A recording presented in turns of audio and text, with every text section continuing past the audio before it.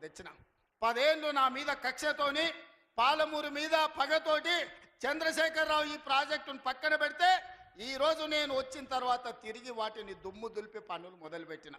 ఇవాళ 4,500 వేల కోట్ల రూపాయలతోటి మక్తల్ నారాయణపేట కొడంగల్ ప్రాజెక్టును పూర్తి చేయాలి 2 ఏళ్ళ అని ఈరోజు టెండర్లు పిలిచి పనులు ప్రారంభిస్తే ఇవాళ పగబట్టి ఆయన టీవీలలో పేపర్లలో అడ్డుకుంటున్నారని అంటున్నాడు.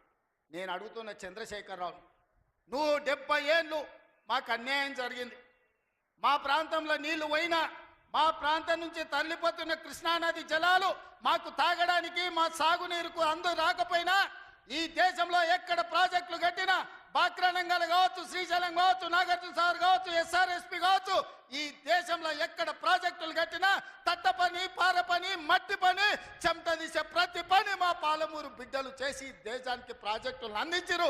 ఇవాళ ఈ దేశంలో పంట పండుతుందంటే మా పాలమూరు బిడ్డల స్వేదం ఉంది, మా రక్తం ఉంది, మా కష్టం ఉంది. అట్లాంటి మా జిల్లా ఎడారిగా మారి వేలాది మంది వలసలు పోతుంటే తమ పసిపిల్లల్ని తల్లిదండ్రుల దగ్గర, ముసలోళ్ళ దగ్గర, గుడిసెల దగ్గర వదిలి జంటలుగా మేస్త్రీల ఎంబడి వలస పోతుంటే వలసలు ఆపాలని ఇవాళ మా ప్రాజెక్టులు పూర్తి చేయాలని ప్రయత్నం చేస్తుంటే మా మీద పగబట్టినవు ఎందుకు చంద్రశేఖరరావు అని నేను అడుగుతున్నా. ఏం అన్యాయం చేసినాం నీకు చంద్రశేఖరరావు? మేము నిన్ను మా పార్లమెంట్ సభ్యుడిగా ఎన్నుకోవడం మేము చేసిన అన్యాయమా? నీ పార్టీకి పోయినసారి 13 సీట్లు ఇవ్వడం మేము చేసిన అన్యాయమా? ఏం అన్యాయం చేసినామని ఇవాళ మా జిల్లాల ప్రాజెక్టులను అంటుకుంటున్నాం.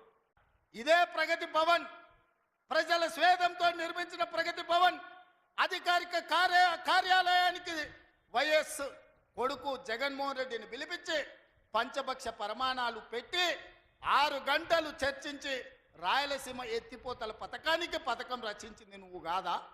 ఇది ద్రోహం కాదా? ఆనాడు రాజశేఖర రెడ్డితో కలిసి పోతిరెడ్డిపాడు ద్వారా కృష్ణానది జలాలను సీమకు తరలించకపోతుంటే హారతిచ్చింది నువ్వు కాదా? ఆనాడు మంత్రివర్గంలో నీ మంత్రులు లేరా? హరీష్ రావు గారు ఆ మంత్రివర్గంలో మంత్రి కాదా అని నేను ఇవాళ అడుగుతున్నా.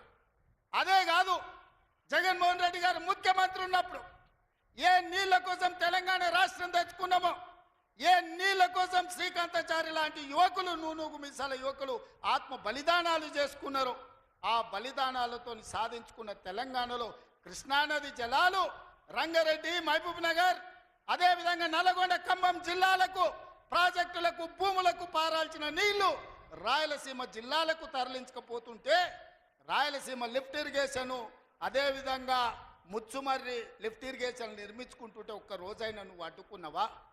వీరతిలకం దిద్ది జగన్మోహన్ రెడ్డికి పంచపక్ష ప్రమాణాలు పెట్టింది నువ్వు కాదా? ఇవాళ నువ్వు చేసిన పాపం ఇవాళకు మాకు శాపమైంది, ఇవాళ మాకు ఉరైంది. ఇవాళ తొందరలోనే రాయలసీమ లిఫ్ట్ ఇరిగేషన్ పూర్తి అయితే రోజుకు 10 టీఎంసీలు అంటే ఒక్క నెల రోజులు మన కళ్ళు మూసుకుంటే 300 టీఎంసీలు శ్రీశైలం మొత్తం తరలించకపోవడానికి, మలుపుకపోవడానికి ఇవాళ పునాదులు వేస్తే ఆంధ్రప్రదేశ్ ప్రభుత్వం వీర తిలకం దిద్ది కాంట్రాక్టర్ల దగ్గర కమిషన్ల కోసం కక్కుర్తిపడ్డది నువ్వు కాదా చంద్రశేఖరరావు? ఆనాడు సాగునీటి పారుదల శాఖ మంత్రి హరీష్ రావు కాదా అని నేను అడుగుతున్నా. 5 ఏళ్ళు హరీష్ రావు సాగునీటి పారుదల శాఖ మంత్రి, 5 ఏళ్ళు చంద్రశేఖరరావు గారు సాగునీటి పారుదల శాఖ మంత్రి.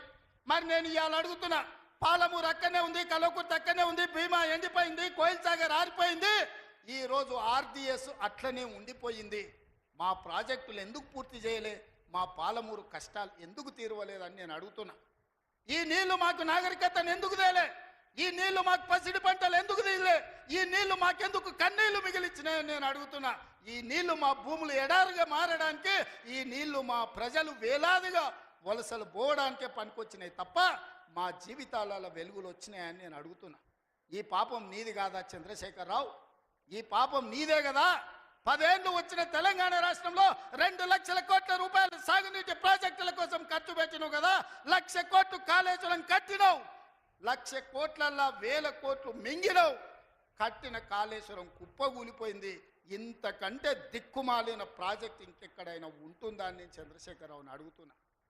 ఇవాళ మా ప్రాజెక్టులు పడావు పెట్టి మా నిధులు నీళ్ళేమో రాయలసీమ తరలించకపోయింది, నిధులేమో నువ్వు తరలించకపోయినావు, పదవులేమో నీ ఇంట్లోకి వచ్చినాయి, పాపాలేమో మాకు వచ్చినాయి.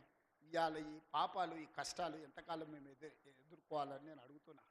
అందుకే మిత్రులారా, ఇవాళ మన మీద పగబట్టిండు. 10 ఏళ్ళు ముఖ్యమంత్రి ఉన్నాయన, మన పరిపాలన బాగలేదంటుండు. నేను అడుగుతున్న ఇక్కడికి వచ్చిన సోదరుని, తెలంగాణ ప్రజల్ని, 10 ఏళ్ళు కేసీఆర్ ముఖ్యమంత్రి ఉన్నాడు, 12 ఏళ్ళు నరేంద్ర మోడీ ప్రధానమంత్రి ఉన్నాడు. ఇవాళ చర్చకు సిద్ధమా? కిషన్ రెడ్డి గారు, మీ పార్టీ ప్రెసిడెంట్గా నువ్వురా, కేంద్ర మంత్రిగా నువ్వురా, చంద్రశేఖరరావు గారు ప్రతిపక్ష నాయకుడిగా నీ పార్టీ ప్రెసిడెంట్గా నువ్వురా, కాంగ్రెస్ పార్టీ నుంచి ముఖ్యమంత్రిగా నేను వస్తా. 12 ఏళ్ళు మోడీ పరిపాలన మీద, 10 ఏళ్ళు చంద్రశేఖరరావు పరిపాలన మీద, 12 నెలల మా పరిపాలన మీద, ప్రజా పరిపాలన మీద చర్చ చేయడానికి నేను సిద్ధంగా ఉన్నా. చర్చలో ఓడితే ముక్కు నేలకు రాస్తా అని చెప్పి నేను ఈ సందర్భంగా సవాలు విసురుతున్నా. ఇవాళ నేను అడుగుతున్నా, మాకు అవకాశం వచ్చింది, మా జిల్లాకు అవకాశం వచ్చింది, మేము ఎవరినో అడుక్కోవడం, ఎవరి ముందల్లో